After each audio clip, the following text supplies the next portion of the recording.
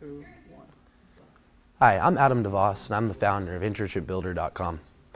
We're here at the Better Business Bureau listening to a presentation by Campus U Careers and TANO to talk about building an internship program. One of the things I want to talk about is they're going to go over it on a very basic level. If you wanted me to sit down, do a full assessment, and make a custom-built internship program that's measurable and effective, not only affecting your bottom line, but helping the professional development of a student, I encourage you to call me. You can contact me at adam@internshipbuilder.com. Thanks. So the topics we're going to cover with you today is we're going to introduce a new framework. What we want the small business and nonprofit community in Austin, soon in the state, and soon nationally to think of when they hear the word intern, and a annual internship program where you can count on an intern all year. Rob's going to spend some time talking about that paradigm shift. We want to talk about the various incentives that you have at your disposal as a nonprofit, as a small business, even if you can't pay the intern, to incent them to come work for you. A lot of times it's just the right wording or asking the right questions up front. We want to talk about how to recruit for the spring and for the summer. It's not too late to find an intern today through our site or through other means, even though the semester has started and is almost halfway through. And once again, it's just finding the right incentives for the student body. We're going to start with this paradigm shift. How many of you are aware of how things work in Washington, D.C., roughly speaking? Yeah? Washington, as you may not know, runs on interns. And it's really an extraordinary thing. It's a little terrifying if we reflect upon it. But what you have in Washington, D.C. is an infrastructure that has grown up over the years and really kind of come together just in the last 10 years. An infrastructure that facilitates students moving into positions at nonprofits and for-profits and with the government, such that the organizations themselves have adapted to this environment, and they have slots within their organizations that are constantly filled by students coming into the organization. So if you're a nonprofit, for example, in Washington, D.C., you benefit from this beneficent environment. You have additional capacity by virtue of existing in this environment. And it's a win-win because you have students who are acquiring important skills and experience and organizations that have additional capacity. So when we were thinking about what we wanted to do here, and I became familiar with what Campus to Careers offered, it seemed to me that this is really the potential. The potential is to create a Washington, D.C.-like environment, to bring the Washington, D.C. paradigm to someplace other than Washington, D.C.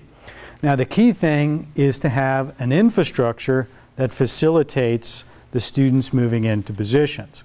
And that, I think, is what Campus to Careers offers. Now, a big partner in all of this is the higher education world. And that's a tricky part of this right now. But I'm convinced, as I mentioned earlier, that higher ed is moving in the direction of having internships be a critical part of an undergraduate experience. It's not so much that way now. There's a lot of talk, but it's still relatively low percentage of students do internships as undergraduates, so that's coming up. But what again you can see in the future in Washington, D.C. If you're a student at George Washington or Georgetown or American University or some of the other colleges in Washington, D.C., you do 4 or 5 internships in the course of your undergraduate career. So if you get a sense of what is possible, if you reflect on how many students there are in the Austin area, and if each one of those students is doing 4 or 5 internships over the course of their 4 or 5 undergraduate years, you have a very different environment for nonprofits and for-profits. It's really a game changer. Now, San Jose, California, got a sense of this and actually proposed, I don't think they actually implemented it, a program that would have area undergraduates and recent graduates move into the corporate world in that area. And they talked about this in a way that reflected an understanding of that Washington, D.C. paradigm. They talked about creating a farm team of talent, drawing all of this talent into universities and getting students the experiences and familiarity with certain companies that they could step right in and really help these companies right away.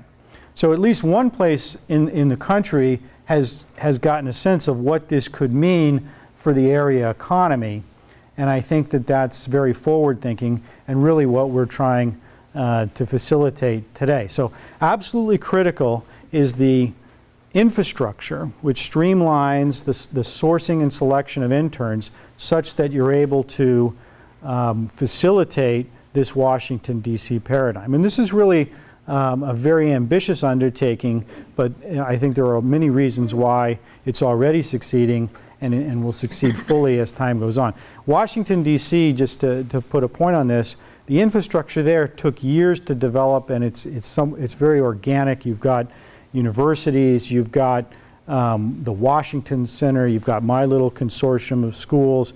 All of this stuff grew up, and at some point it hit the point where you had students just streaming into the city, and the infrastructure facilitating their placement.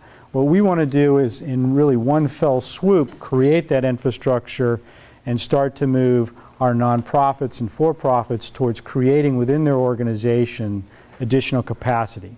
Slots where interns come in and have an experience, prepare the way for the next intern to pick up that position, and it continues on with enormous additional capacity for the organization. And just to add to that point, if you think about it, the number one barrier to an internship program is the fact that you do all this upfront work, whether it be building the role or recruiting the interns, and then it ends up being a 3 or 4 month experience, right? That's the number one reason why every small business or nonprofit doesn't go about finding an intern. What we're going to propose to you today is a process where you can count on an intern all year, and then year after year, right? So you're not just building, as Rob said, a single position, you're building a slot.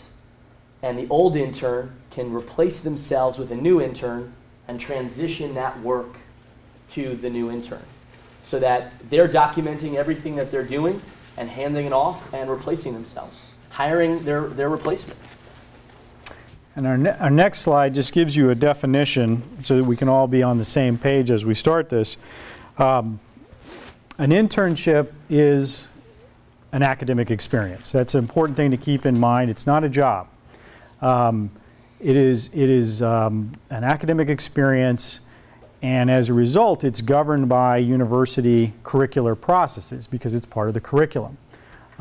So there are learning goals that are part of internships, and they have to be really thought through, and I think that's something that will come through in our presentation today. Now, this academic experience is more and more an important part of an undergraduate career because this kind of experience is more and more necessary to have students get where they need to get by the time they graduate. If you have an internship program, you're contributing in an extremely important way to an undergraduate education, if not a graduate education. And one way to think about this is to reflect that a freshman in college is 4 years from being in the 8th grade. They're not really ready for prime time. Over the course of the next 4 years, and sometimes 5, and sometimes 6, they need to get to the point where they're really ready to go. And there's no way of really doing this unless you've got particularly extraordinary students. There's no way to really do this without the practical experience piece. So an internship increasingly is a very, very important part of an undergraduate experience. What we're looking at is a part-time experience, something that works for students while they're in college, although it could range up to more towards a full-time experience, 10 to 20 hours a week. Academic credit is available typically, and this is where things get a little bit challenging because of the way universities are set up. They're not very standardized in terms of awarding credit, and you often have to drill down to academic departments or individual professors to actually work through the credit piece of this, but it can be done, and we stand here to help you. But it is institution specific, sometimes department specific, and sometimes professor specific as to what will actually be involved in getting that credit. Credit is very, very important for students, and that's something that is really important to keep in mind. Typically, students won't do internships unless they're receiving credit or they're going to be paid for the experience. They really want one or the other. Now in Washington, D.C., again pointing towards that, that's not the case. Now, frequently they're getting credit, but oftentimes they're doing these things for the experiences themselves, which are very valuable. One thing to add, there's a lot of questions that we get about the legalities associated with an unpaid internship. If you are a small business, by state definition under 50 employees here, then that labor law policy doesn't apply to you. So that's the first thing. Second is that nonprofits, that labor law policy doesn't apply to either. So legally, you are allowed as a small business or a nonprofit to offer an unpaid internship. We will talk to you about how to create incentives that could include financial compensation for the intern, just to make the experience more relevant, as well as get potentially a better intern. But once again, the legalities of it for most of the people in this room won't apply. Okay, just before we get started into the meat of the presentation, we do want to just touch again on the benefits for you as employers, building capacity and bench strength, access to talent, which is a huge part of the potential here, which is what was motivating the folks in San Jose, access to younger people, young people with their knowledge of technology and trends and so on and so forth, the opportunity through the internships to evaluate people. One way of talking about an internship to potential interns is that it's an extended interview. You know, that the whole time you're there, you're trying to be invited back. And that also works from your perspective as well. Again, we're also interested in not just having you have one intern and having it end with that experience, but creating a slot within your organization, and that's what we'll focus on today. So when we talk to employers, we see that there are two predominant reasons why a small business or actually any company or nonprofit for that matter has an internship program. And it usually falls into one of the two that Rob mentioned. It's either they want to recruit top talent, and this is kind of a probationary period, and that's usually larger or mid-sized companies. And then for small businesses and nonprofits, it's largely a lower cost labor supply and access to expertise that they have never had access to before. And that's sort of reflected in the top intern positions we have on our site. My guess is all of you here today probably have at least one of these needs in your organization, and in many cases, an existing student is better positioned to do these tasks or the tasks associated with these roles than you are or than anybody else in your organization is. And one of the first things we tell small business owners, startups, sole proprietors, nonprofits is put a value on your time and figure out if it's worth bringing somebody on to do some of these things. Social media is the easiest one. I'm in the generation that grew up with social media, yet I haven't touched our social media accounts in 6 months since we set them up. Our intern posts every job and every tweet and every status update on our accounts. And when our old intern left, he trained our new intern, and I just met the spring intern 2 weeks ago. So I didn't even interview the intern that came on to do our social media.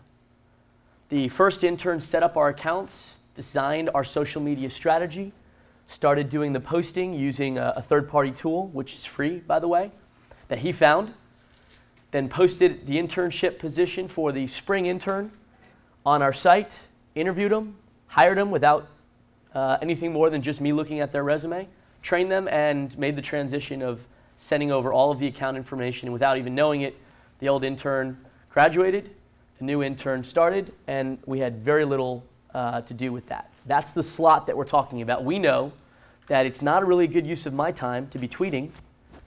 I know there's some people tweeting right now, Elijah.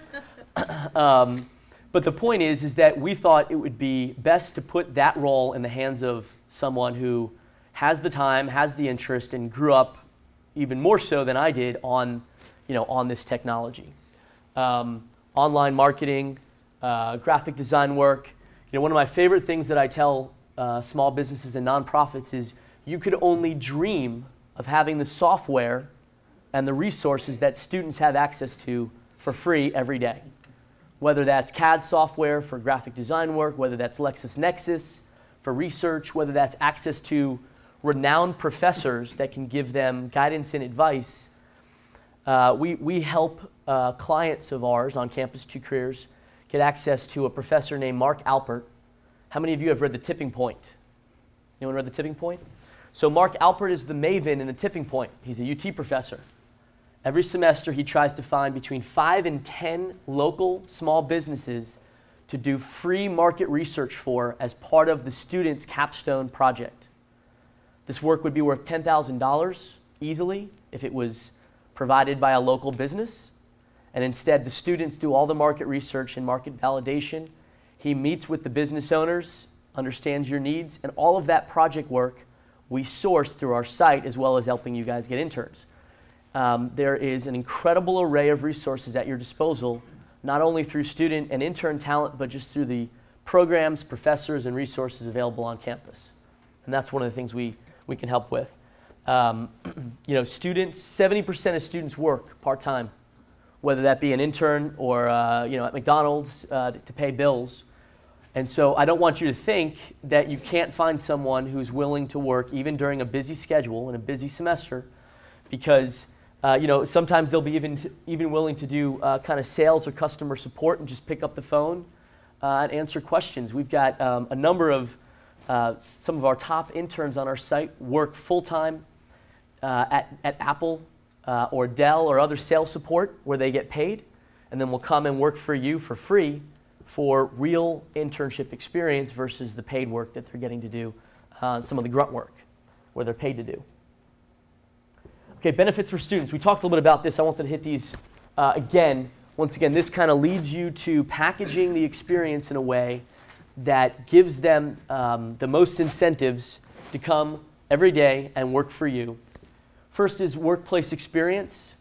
Students don't know what it's like to work in the workplace. And one of my favorite examples is we had a bunch of interns working at a nonprofit. They were getting class credit, so they just assumed it was a true extension of their schoolwork, and over one of the breaks, stopped showing up because it was break time, right? They said, oh, well, if this is an extension of my classroom, if school's off, then I must not have to show up to work either.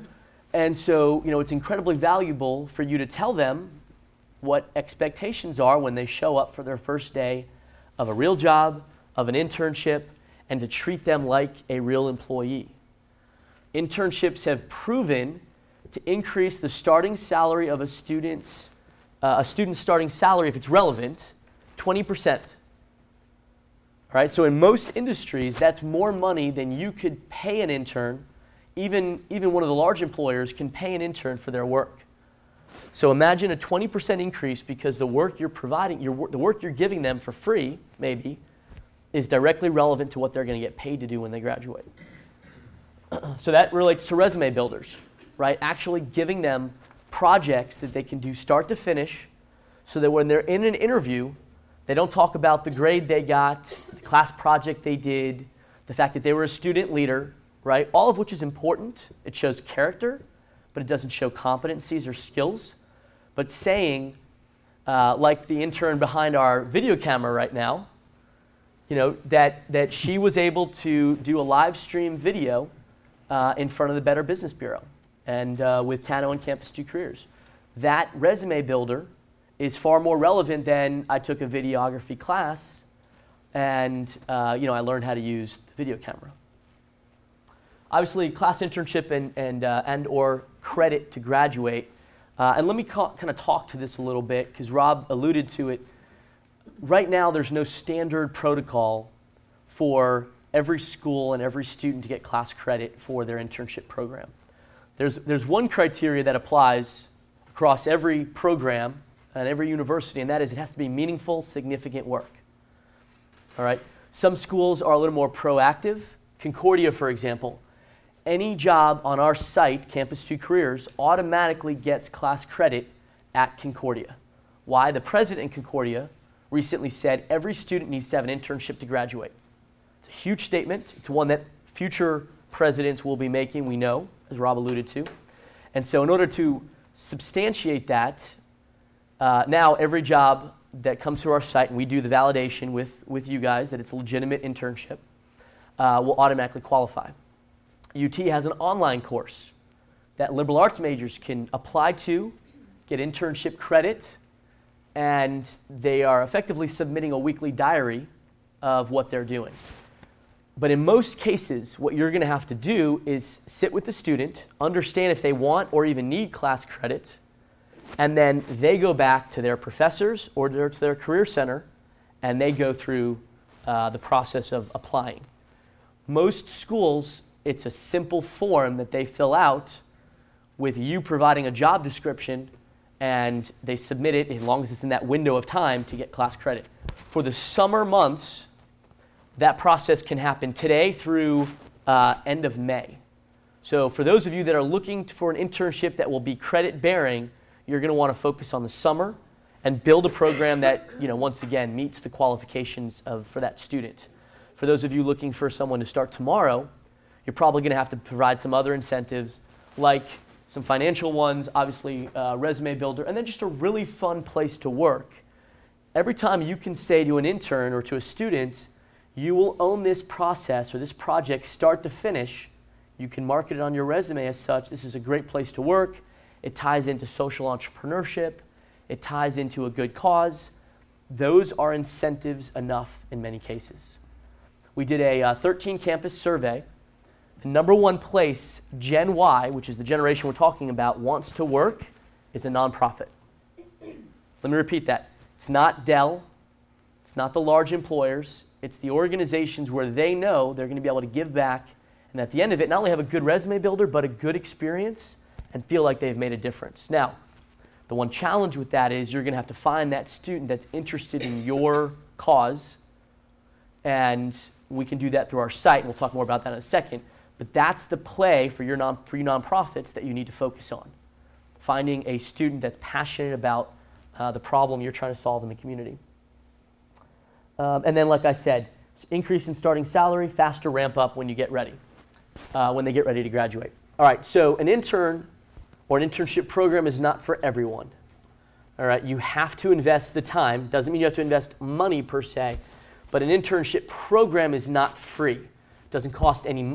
It does cost some time and some resources on your part. And by the way, I see people taking notes. We're going to send you this electronically, so don't worry. But these are the questions I want you to ask yourself before you jump into building an internship program or getting on our site in search of an intern. All right, and I won't read these questions, but effectively, you need to ask yourself: can I commit to this? Is my organization ready to take on an intern? Because it's not free, even though you don't have to pay them in many cases. All right? All right, processes recommended for you to build an internship program. First, establish what goals and parameters you want to set for it. And once again, this isn't a single internship experience. This is for a year. Think of it as an annual, reoccurring project, budget, resource, like you would anything else in your budget. Develop job descriptions and determine the incentives. What incentives can you provide to the intern? Sometimes it's compensation, financial. Sometimes it's a free lunch every week. Sometimes it's a mentor. Sometimes it's connections and a network. We could talk about some other cool incentives you can offer. Also, on Campus to Careers, we've got 55 of the most common job descriptions already written for you. So you just copy and paste it into our site. And that's on our resources page. Post jobs, either on our site or on the schools individually. Complete the orientation program and onboard them. And this is really important. You want to treat the student like a full-time employee, which very often includes a true onboarding process, right? Where you welcome them to the company, where you introduce them to everybody. You want to assign a single supervisor or manager. You want to give them a buddy, which is not you if you're the supervisor. Sometimes that's someone that is a recent graduate as well, a peer. And if you're a sole proprietor, so that means you don't have some of these tools, then maybe it's you and someone on your board. Maybe you're the buddy and the mentor, and someone on your board is your mentor, and you are the buddy, or you're the supervisor. Once again, create discrete projects that the intern can take on start to finish. And that one I can't hit home enough. That is the number one incentive for that student, is something tangible that they can have on their resume, that they can say they did start to finish. Consider training and development opportunities. One of the incentives that you should consider is, instead of paying the intern, maybe you put money aside in a budget to send them to trainings. They get incredible reoccurring value out of that, and it's an incentive that they can't pay for on their own. Interestingly enough, also in this survey that we did, Gen Y students care more about training and developing their relevant skills than they do about compensation. So what I mean by that is, if you had $500, many interns would rather you send them to training with that money, which benefits you obviously as well, than pay them the $500 themselves. And then conduct performance reviews and give feedback. Students care more about feedback than you and I ever did. A, they need that to figure out how to improve. And B, once again, that shows how relevant the internship is to having a real full-time job. Any questions on this slide? This is we've got a lot coming your way here. Once again, we suggest you sit down, and we'll talk about this in the onboarding slide. We suggest you sit down with your intern, and even during the interview process, ask them what their motivators are most. If you get a senior, the odds are many of them had already had an internship. They've already gotten class credit. So as Rob said, that doesn't even apply. Because of the economy, sadly, there are students that have graduated that are looking for full-time, unpaid or paid internships just to get their foot in the door, or to learn how to network and build a network. All right, available incentives. So, for some of you, hourly pay may be something that's available. I will tell you, if you're looking for a web designer, a web developer, you're not going to get that without paying. That is just premium these days. Even students are getting paid to do work for clients. We are working on a program where, as part of class projects, students will be developing applications and writing websites for you for free for class credit. But we're not there yet. And when that happens, there will be 800 CS majors at UT that will be, again, looking to us to help you, looking to us to find you to build your websites and applications. And that will be a huge game changer that we hope to replicate, statewide. But in the meantime, if you're looking for anything technical, you're going to have to pay for it. And that's the hourly pay piece. The average hourly pay for a technical person is, even in school, is $25, just to provide some context. Now, if you were to go out and hire someone in the Austin market, you'd be looking at $125 for that same skill set. And so that's the value of bringing on an intern to do that work. Performance bonus. Almost every company that we have on our site has figured out some way to incent the student with some performance bonus. And that could be only a $500 stipend at the end of the semester. That could be congratulatory lunches or prizes or gift cards, something just to set a goal. Let's take social media, for example.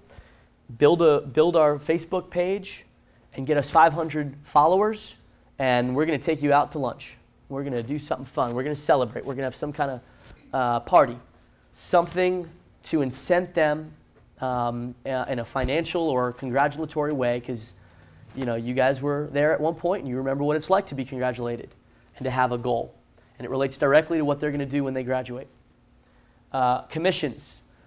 We have a lot of employers that are using students today to do lead generation through affiliate marketing or cold calling. And if there's a direct financial compensation that you will get with that student intern, we suggest you incent them appropriately. Commissions is an appropriate way. Yeah? Do you advertise all this on your job posting? Yes and no. So repeat the question. Yes. So the question was, do we advertise that, or do we suggest you publish that on our posting? So the answer is no. There are 5 drop-downs for the compensation section. And we typically suggest, unless you have an hourly rate that you think is very competitive, the answer is you should leave it blank on our site in particular. If you leave it blank on our site, what it tells the student when they're viewing it on the matches page is contact the employer for information.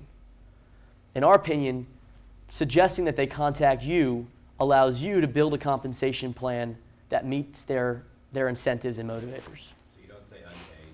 We don't say unpaid. If you put $0, then it's going to say unpaid.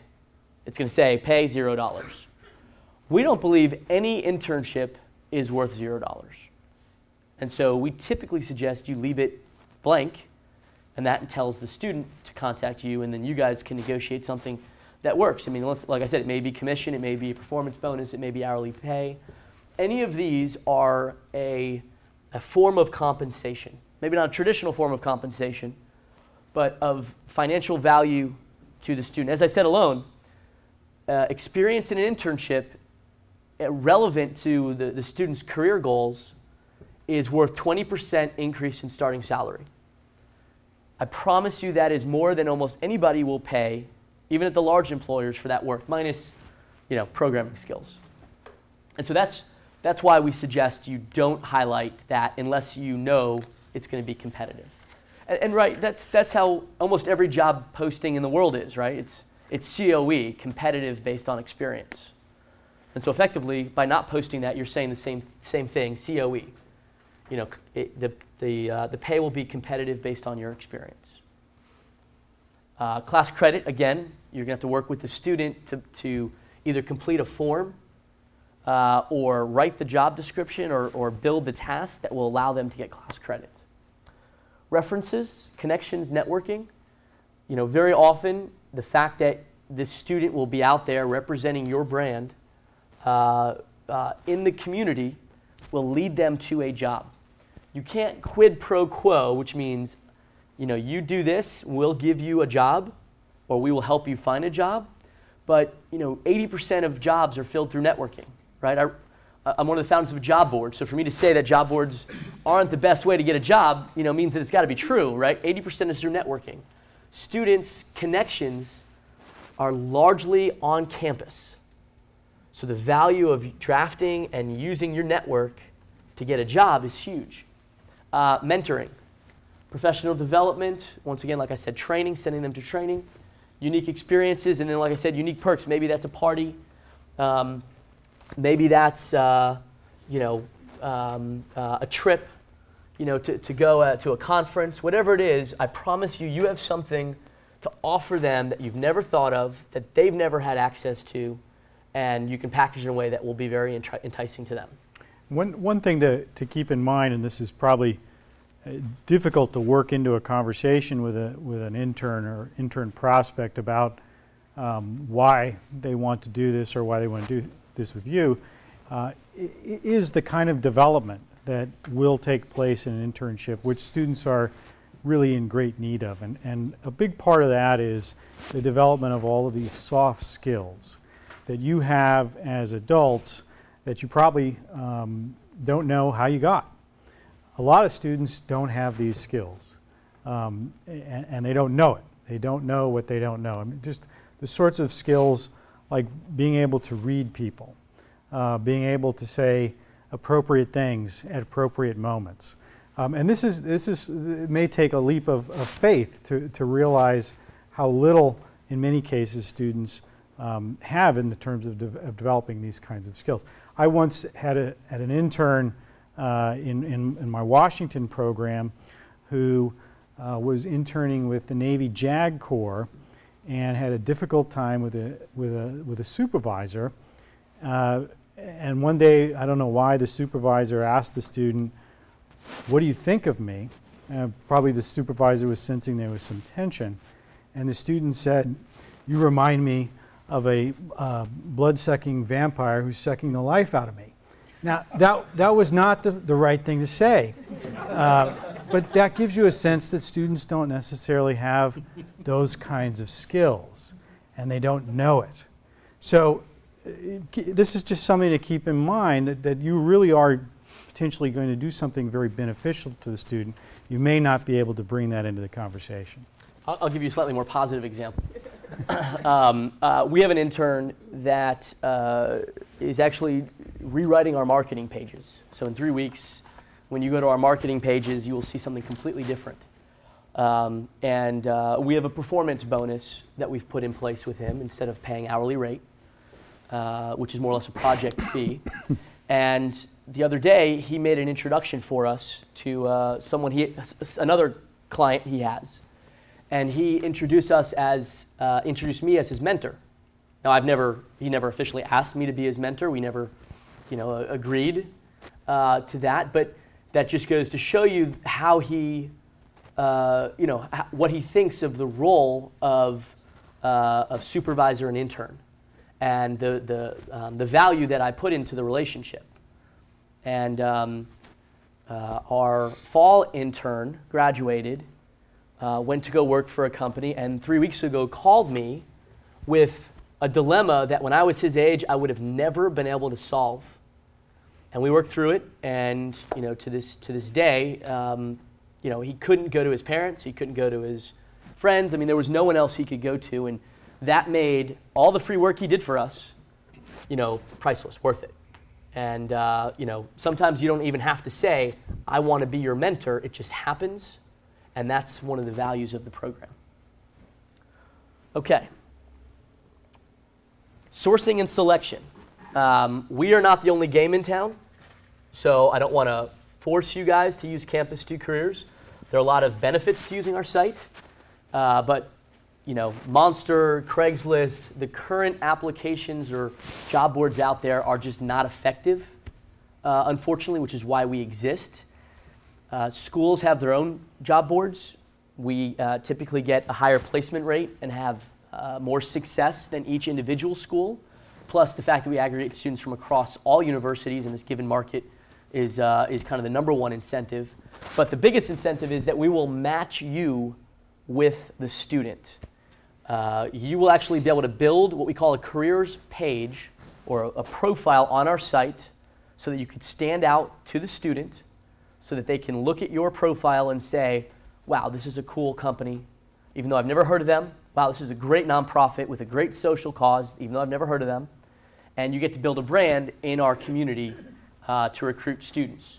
Second is that you get to post the job description and identify certain skills that you're looking for, so that only qualified candidates will apply for your job, and that we will rank order all the candidates in our database based upon your preferences and skills. One of the problems, and you're going to laugh when I say this, with students is that they don't know what they want to do, and they will say they will do anything to get a job, right? They'll be sitting across from you from a career fair, an info session, or they'll run into you in the supermarket. "Oh, what do you do?" "Oh, I want to do that. That's exactly what I want to do."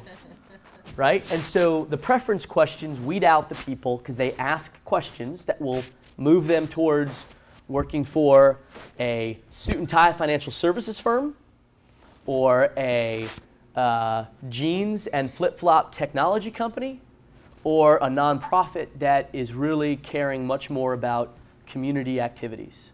All right, and so that's one of the values of our site, is that you're not going to have to read through 100 resumes.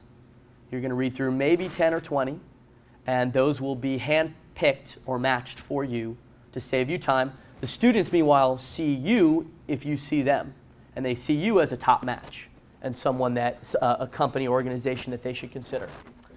And then we give you technology that will automatically allow you to contact your top matches, kind of streamlining the entire sourcing process, so you don't have to go through and contact every student like you would on some job boards, or wait for students to contact you, which is how all campus sites work.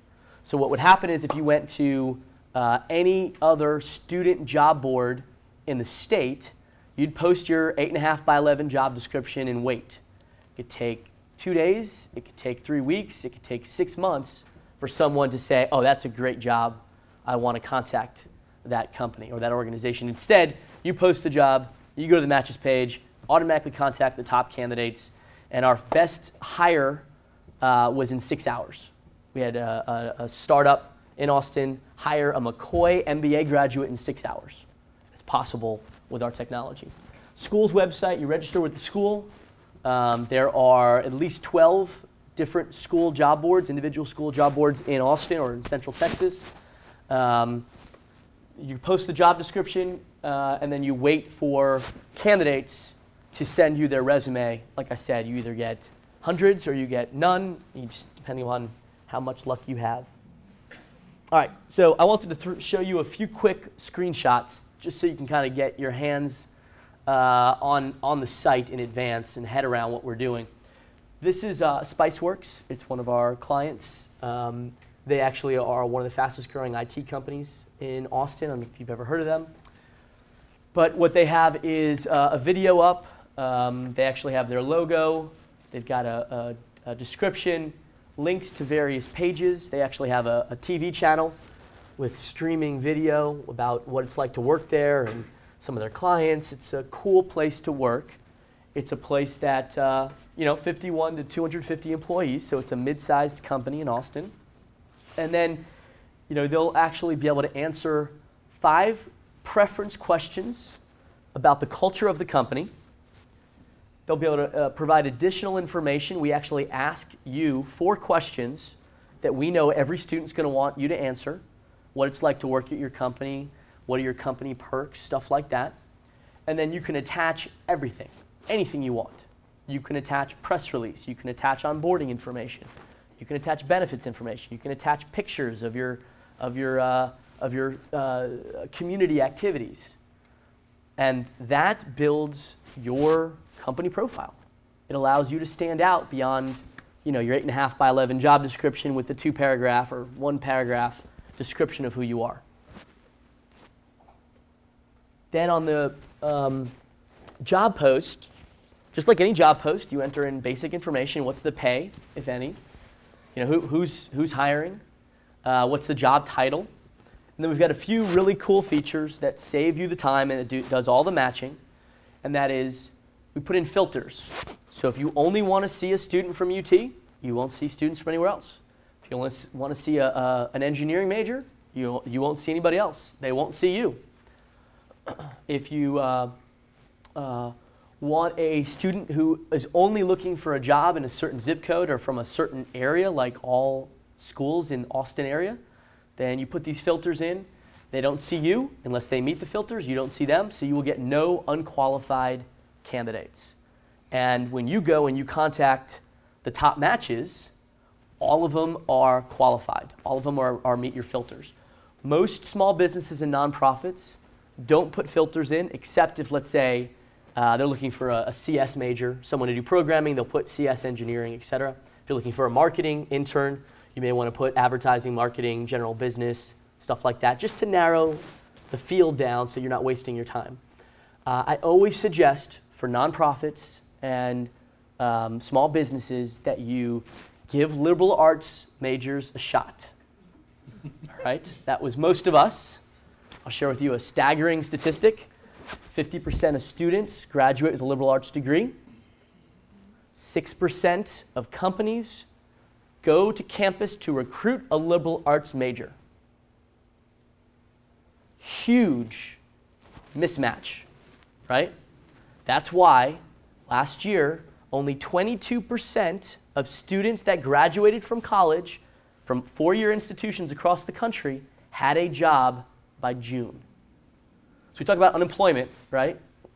78% of students graduate unemployed. And it's because only 6% of companies want a liberal arts major, and that's what we're producing in institutions today. I can get to a very long conversation about that. We can do that over a drink at another time.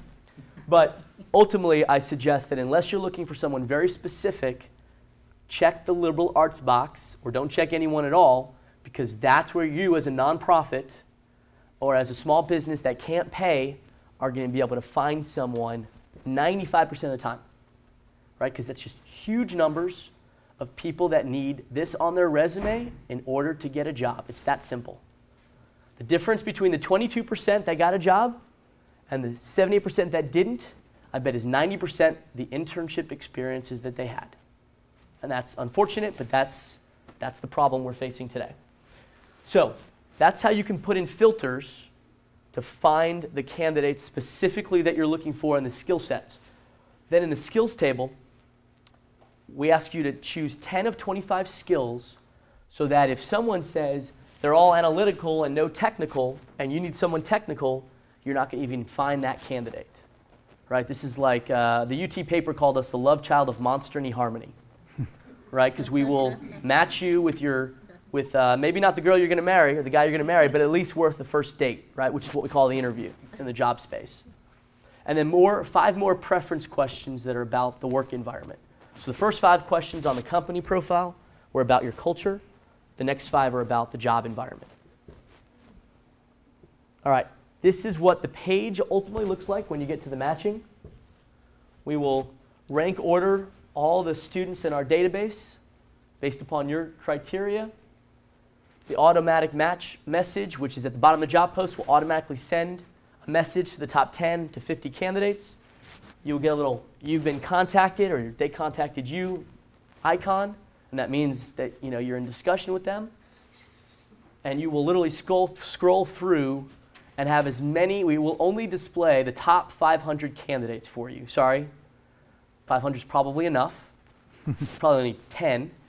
But that's how our site will work. We will rank order all the top candidates based upon skills and fit. Green is good, yellow is medium, and red is don't even worry about them, typically. And the students get the exact same thing with your jobs rank ordered for them. Any questions on this?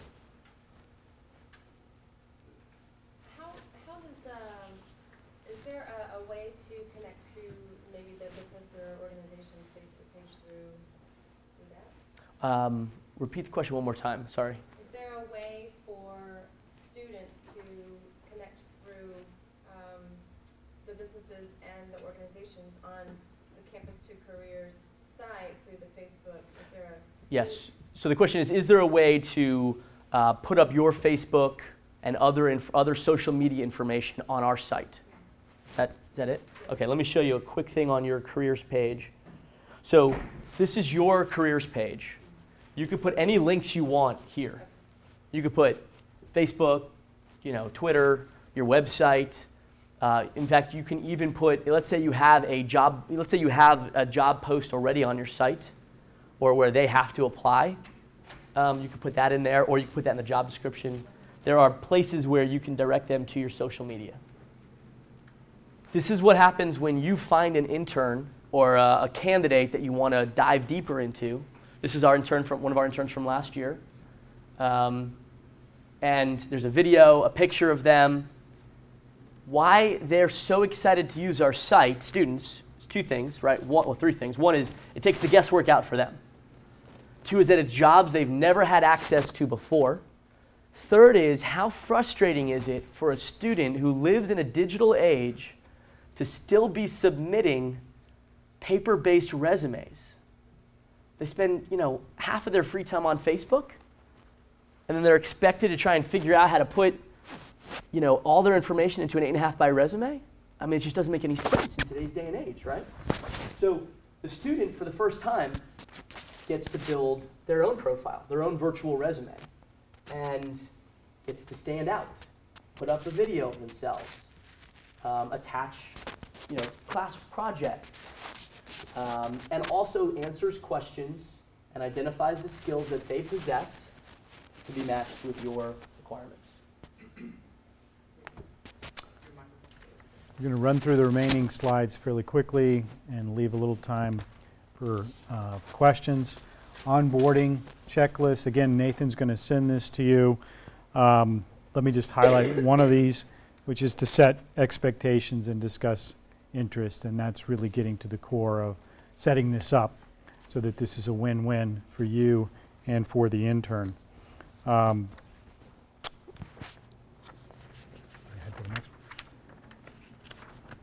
Daily operations checklist. Again, sets the expectations.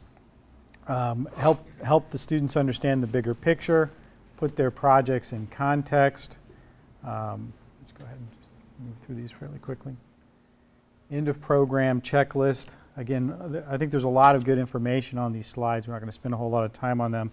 But you really do want, probably Nathan may speak to this, give them an opportunity to present their findings. That's a real critical opportunity for the students. There is a lot of added value for students in being able to do that. And if you can work that into their experience, all the better. So what Rob just ran through very quickly, which is pretty well documented on these slides, is effectively, you know, how you start the internship program, what you do during it, and how you wrap it up with an exit interview. At the bottom, there's a reference to a document or documents. One of the things we really stress is that you build a formal program. You provide structure to it. If you just say, hey, come and go as you please, it's not going to be a good program or experience for either of you. So one thing that we're going to share with you guys is templates that will provide immediate structure so that the intern will take it seriously. Because that's what part of the problem has always been. A, you guys need to invest a lot of time for what ends up being a short output. Now we're saying that doesn't apply anymore. You should expect to hire someone every single semester. In fact, you should expect to hire an intern that hires their replacement every single semester. The second problem we solve by you guys putting some real structure around the role. All right, and that means they take it seriously. You start with an onboarding process. You have an MOU, memorandum of understanding. This is what we're going to commit to doing for you. This is what you're going to commit to doing for us. Some clients of ours have actual NDAs in place with their interns because some of the stuff they're doing is so secretive and compelling. So we will get you a list of these templates, a link to these templates, to these forms. One of the last slides here, I just wanted to cover it real quickly, just kind of wrap up. These are a few factors to make sure that your program is successful. The first is eliminate the just an intern mentality. You have to treat them like an employee. They're going to want to be treated like an employee. Find the proper incentives. Welcome them to the organization, whether that's a lunch, whether that's an all-hands meeting, whether that's just taking them out because it's a small team. Define clear roles, responsibilities, goals, and tasks. They won't understand what you're asking them to do if you don't understand it. Let them know that there is commitment and support from management. Explain how that internship relates to business goals. This is probably one of the most important things. Students live in without context for how what they're doing is helping maybe business goals, the bottom line, the community, social good. Allow time for transition and documentation. What I mean by that is this first intern that you're going to bring on, build time in for them to develop their own job descriptions, their own roles, document everything they're doing, and find a replacement. If this first intern does only 30% of what the next intern does, you're in good shape, right? Because that means that they have time to document everything they're doing, and for you to work with them to massage it so the next intern is even more successful. And this is what Rob said. My best internship experience in college was one where I got to present at the end of it to the CEO of Canon Worldwide. I will never, to date, have that opportunity. It's the one thing I talked about for my first 5 years out of college. And so, it doesn't have to be that, important of a person. You are important enough. Let them come to you and present their findings. Great experience for them, gives you and your organization a chance to learn what they've been doing that whole semester and see the value. And lastly, stay connected after the internship. This is so important. Like I said, we just automatically become a mentor because you've got a relationship and there's trust built. All right. The number one question we get is, can you help us build an internship program? We are a technology. I'm a computer geek. You do not want me sitting down and building your internship program. All right. Adam here, who we work with, who is a former intern himself, is someone that we suggest you contact if you want to build a full-fledged internship program. He is right now doing that for Brown Distributing and a bunch of other kind of well-known local companies. And he's the person we're going to send you to. So if you say, I have a question, I'm going to say, I've got the person that has the answer because we are focused on the technology. All right? And this is what is required to build an effective internship program. The number one thing that he can help you with is providing lesson plans, for example, of what the intern needs to do every day if he or she is going to run your social media, for example. All right, these are a few employer success stories. I'm not going to run through all of them, but I just wanted to give you a few examples. Interior Devotion is my favorite example. This is a sole proprietor who never thought she would be an employer, brought out an intern in a probationary capacity, and hired her first person ever, which was her first intern. We've got a bunch of nonprofits up there. We actually have a band. It's amazing the types of organizations that need interns. This is our contact information. Obviously, you know how to get a hold of us. We're going to send you our information. We're going to send you a link to our resources page, which is probably the number one site you'll want to go to for documentation, like the job descriptions and everything else. And lastly, these are the people that helped us get this event off today. Core Media, who we haven't talked about, is the group that's live streaming this, and internshipbuilder.com is Adam's organization.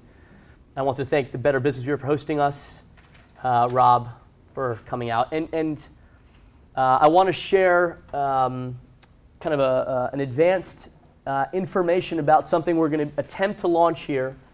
Rob talked earlier about what San Jose was trying to do, which was connect the small businesses and the startups with tomorrow's future talent.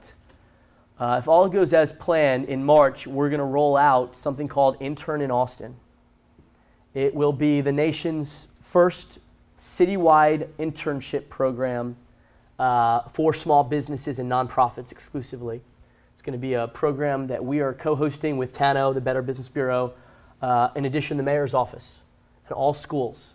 It's going to be a single landing page, or a few different pages, where all the information that you ever wanted to know about how to build an internship program will be hosted. Videos that Adam has worked on will be provided, access to our site as well as each school's site, so that you can go to one place and find all the information you need, instead of going to each individual school's sites to find out their requirements, to our site, etc.